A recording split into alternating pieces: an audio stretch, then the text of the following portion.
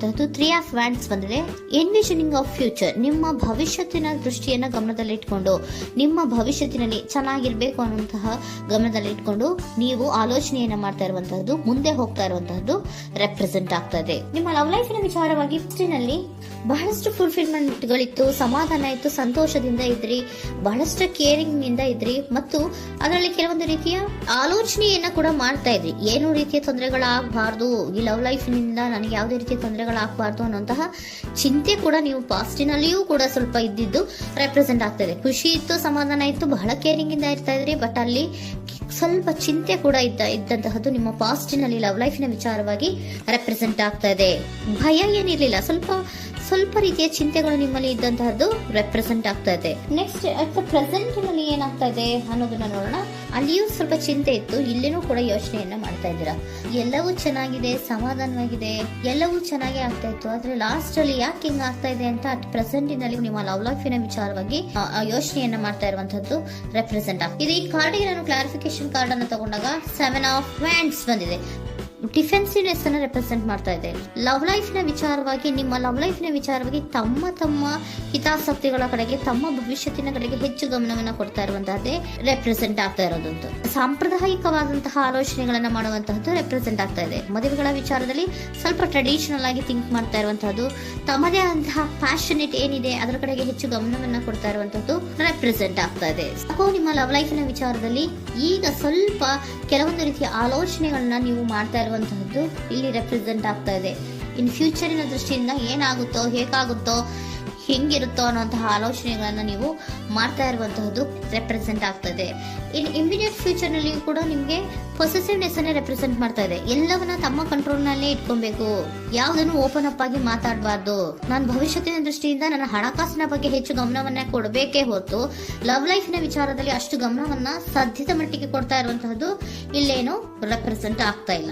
Of ಪ್ಯಾಂಟಿಗಳಿಗೆ ನಾನು clarification card ಅನ್ನ ಕೊಟ್ಟಾಗ ಅವ್ರು ಓಪನ್ ಅಪ್ ಆಗದೆ ಇರೋದೇ ನೀವು ಕೆಲವೊಂದು ರೀತಿಯ ಆಲೋಚನೆಗಳನ್ನ ಅಥವಾ ಚಿಂತೆಗಳನ್ನ ಮಾಡ್ತಾ ಇರುವಂತಹದ್ದು ರೆಪ್ರೆಸೆಂಟ್ ಆಗ್ತಾ ಇದೆ. ಯಾವುದನ್ನು ಕೂಡ ಓಪನ್ ಅಪ್ ಆಗಿ ಹೇಳ್ತಾ ಇಲ್ಲ ಇರೋದೇ ನಿಮ್ಮ ಚಿಂತೆಗಳಿಗೆ ಕಾರಣವಾಗಿರುವಂತಹದ್ದು.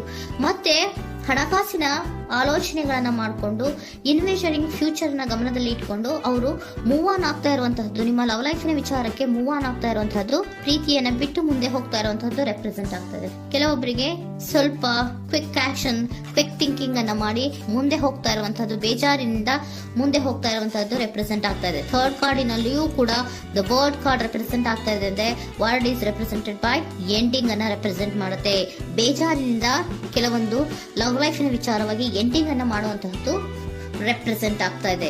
ಯಾಕಂದ್ರೆ ಈ ಲವ್ ಲೈಫಿನ ವಿಚಾರದಲ್ಲಿ ಕೆಲವೊಂದು ರೀತಿಯ ಸ್ವಹಿತಾಸಕ್ತಿಗೆ ಹೆಚ್ಚು ಗಮನವನ್ನ ಕೊಡ್ತಾ ಇರುವಂತಹದ್ದು, ಹಣಕಾಸಿನ ಬಗ್ಗೆ ಹೆಚ್ಚು ಗಮನವನ್ನ ಕೊಡ್ತಾ ಇರುವಂತಹದ್ದು, ಅವರ ಫ್ಯೂಚರಿನ ಬಗ್ಗೆ ಹೆಚ್ಚು ಗಮನವನ್ನ ಕೊಡ್ತಾ ಇರೋದು, ಹಾಗೇನೆ ಟ್ರೆಡಿಷನಲ್ ವ್ಯಾಲ್ಯೂಸ್ ಗಳಿಗೆ ಹೆಚ್ಚು ಗಮನವನ್ನ ಕೊಡ್ತಾ ಇರೋದ್ರಿಂದ ಕೆಲವೊಬ್ರು ಲವ್ ಲೈಫಿನ ವಿಚಾರದಲ್ಲಿ ಎಂಡಿಂಗ್ ಅನ್ನ ಮಾಡುವಂತಹದ್ದು ಪ್ರೆಸೆಂಟ್ ಆಗ್ತಾ ಇದೆ. ಕ್ವಿಕ್ ಆಗಿ ಥಿಂಕ್ ಮಾಡಿ ಕೆಲವೊಂದು ಆಲೋಚನೆಗಳನ್ನ ಮಾಡೋದ್ರ ಮೂಲಕ ಇದನ್ನ ಮಾಡ್ತಾ ಇರುವಂತಹದ್ದು ರೆಪ್ರೆಸೆಂಟ್ ಆಗ್ತಾ ಇದೆ. ಮತ್ತೆ ಕೆಲವೊಬ್ರು ಯಾವುದನ್ನು ಕೂಡ ಓಪನ್ ಅಪ್ ಆಗಿ ಹೇಳ್ಕೊಳ್ದಿರಾ ಪೊಸೆಸಿವ್ನೆಸ್ ಆಗಿರುವಂತಹದ್ದು ರೆಪ್ರೆಸೆಂಟ್ ಆಗ್ತಾ ಇದೆ. ನಿಮ್ಮ ಲವ್ ಲೈಫಿನ ವಿಚಾರವಾಗಿ ಯಾವುದನ್ನು ಕೂಡ ಓಪನ್ ಅಪ್ ಆಗಿ ಹೇಳ್ಕೊತಾ ಇಲ್ಲ, ಸುಮ್ಮನೆ ಮುಂದೆ ಹೋಗ್ತಾ ಇರುವಂತಹದ್ದು ರೆಪ್ರೆಸೆಂಟ್ ಆಗ್ತಾ ಇದೆ. ಯಾಕೆ ಅವರಿಗೆ ಇನ್ವೆಸ್ಟಿಂಗ್ ಫ್ಯೂಚರ್ ನ ದೃಷ್ಟಿಯಿಂದ ಗಮನವನ್ನ ಇಟ್ಕೊಂಡು ಭವಿಷ್ಯತ್ತಿನಲ್ಲಿ ಏನಾಗುತ್ತೋ, ಹೇಗಾಗುತ್ತೋ ಅನ್ನೋಂಥ ಗಮನವನ್ನ ಇಟ್ಕೊಂಡು ಅವ್ರ ಬಗ್ಗೆ ಮಾತ್ರ ಅವರು ಯೋಚನೆಯನ್ನ ಮಾಡ್ತಾ ಇರುವಂತಹದ್ದು ಕೆಲವೊಬ್ಬರಿಗೆ ರೆಪ್ರೆಸೆಂಟ್ ಆಗ್ತದೆ.